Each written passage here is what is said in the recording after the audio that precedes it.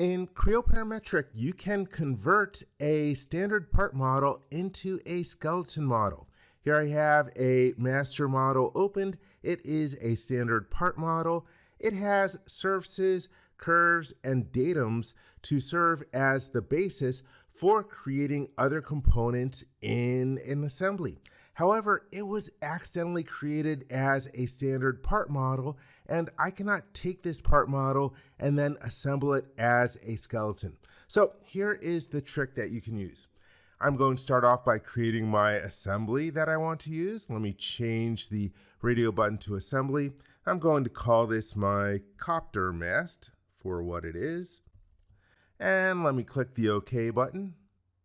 So now I have my assembly started out.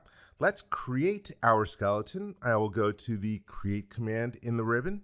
Let's change the radio button to Skeleton Model, and I'm happy with this file name. Let me click the OK button, and now here I am in the Creation Options dialog box. It has the option Copy from Existing selected, and it is using the standard part template. Here's what I'm going to do instead.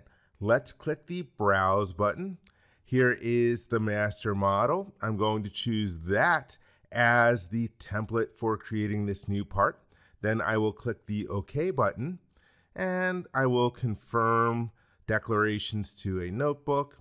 And now I have my skeleton model created. When I expand it, here we can see all the different features that came over from the original master model.